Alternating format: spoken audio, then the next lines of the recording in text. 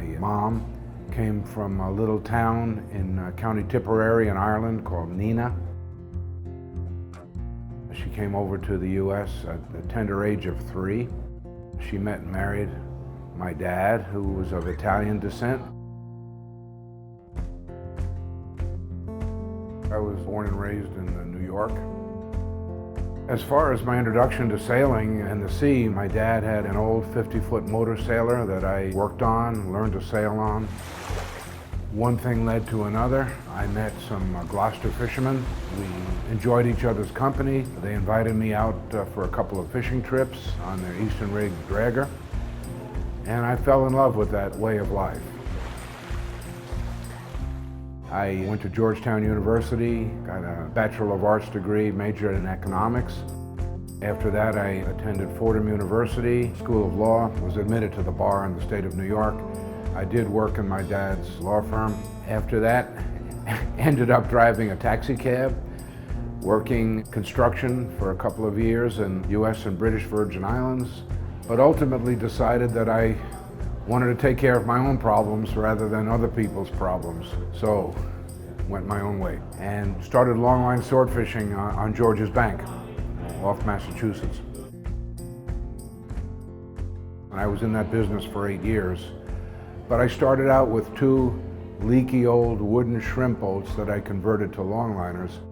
I bought the boats in Honduras, and I brought both those boats up to New Bedford, Massachusetts, and that's a long trip from Honduras up between Cuba and Yucatan, around Key West, and up to New Bedford in the Northeast.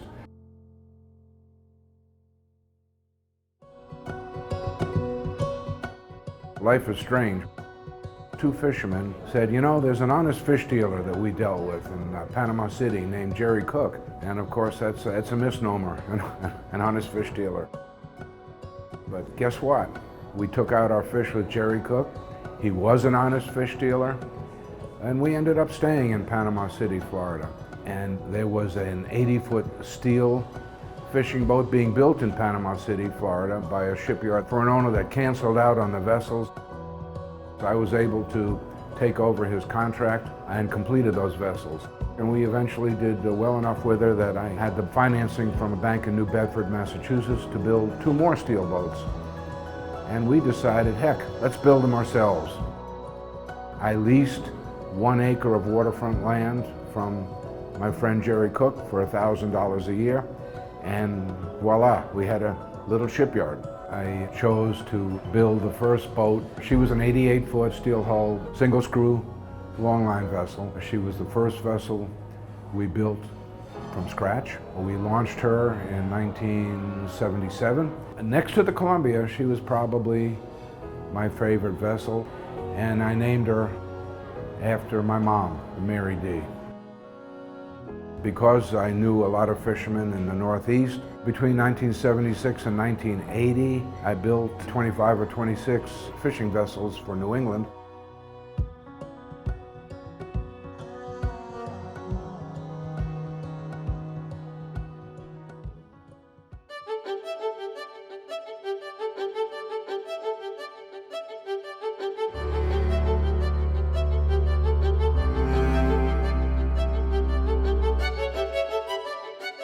Since then, we diversified into tugs, barges, oil field vessels, fireboats, dredges. With the price of oil where it is nowadays, thank goodness that we've been able to diversify into other vessels. We're building right now Arctic factory trawlers for Alaska. Finishing up the last of 2 subsea construction vessels. About to start 3 ferries for Staten Island, New York. And now we've been awarded a substantial contract to build the next generation of offshore patrol cutters, OPCs, for the U.S. Coast Guard.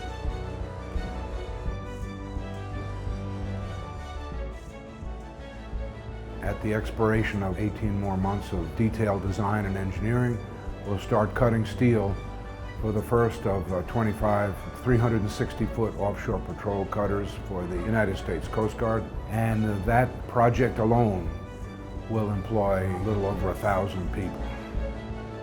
Shipbuilding is an age-old endeavor. It's labor-intensive, it's risk-intensive. I think the formula is the same for any business, and that's to produce a quality product, to treat your customer as number one. And in fact, after 40 years of shipbuilding, we're friends with the bulk of our customers that I built boats for.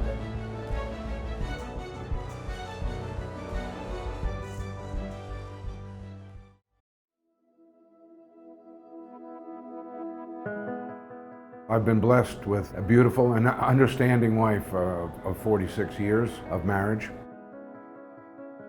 We've been blessed with 10 children and so far 14 grandchildren and counting.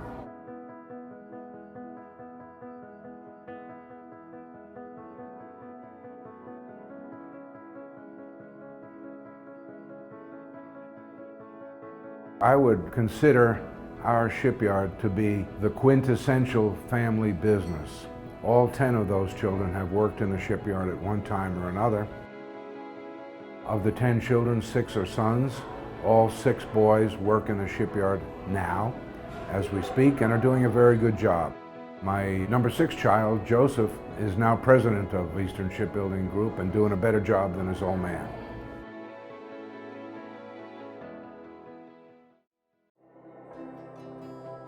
Ever since I was in high school, I wanted to become a naval architect, and I wanted to build a schooner. Well, I never became a naval architect, but I guess I did the next best thing, and that's built a shipyard. That dream of building my own schooner never left me, and I was finally able to bring that dream to fruition by building an exact replica of a famous Gloucester fishing schooner, the Columbia.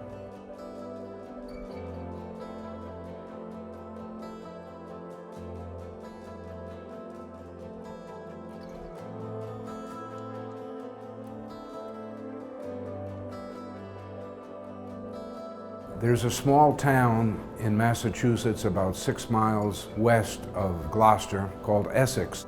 We reckon there were about 3,000 fishing schooners built in that little town since the early 1600s.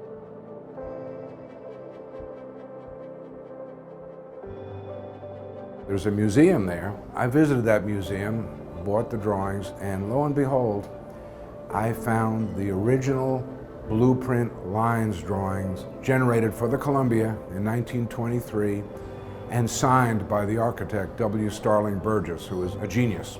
I took those 2 sets of lines to a naval architect in Boston, Mass. That we had worked with for 30 some odd years, Jack Gilbert, and he computer-faired those lines, compared them with each other. They were close to being identical, and he converted the structure in the Columbia from wood to steel. The Columbia as she exists today, the shape of her hull and the dimensions of her lines are, I can honestly say, within a 64th of an inch of the original Columbia fishing schooner. She was the last of the Gloucester schooners to go salt banking. She was probably the fastest of the Gloucester schooners, close in speed to the Mayflower, the Puritan, and the Henry Ford. And there was a yacht race that was canceled because of a 20 or 25 knot breeze. And the fishermen said, "My goodness, that's just a zephyr. We're used to that every day." And so they instituted what became the Fishermen's Cup races, and that pitted the best of the fishing schooners from Gloucester and Boston against the best of the fishing schooners from Lunenburg, Shelburne, and Halifax, Nova Scotia.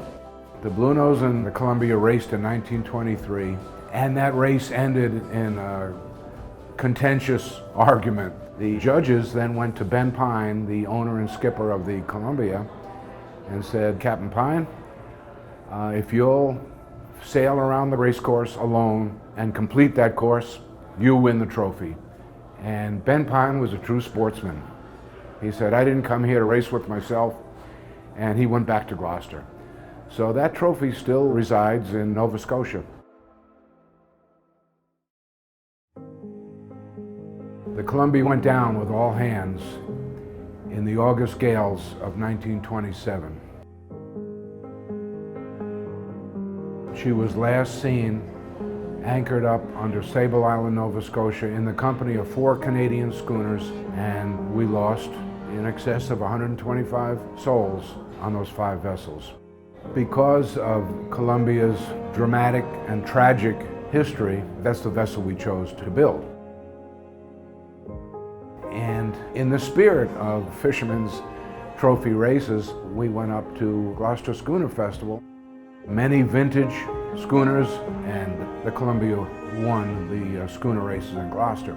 What we noticed was when we would pass any of the older Gloucester schooners, they didn't exhibit rancor or disappointment.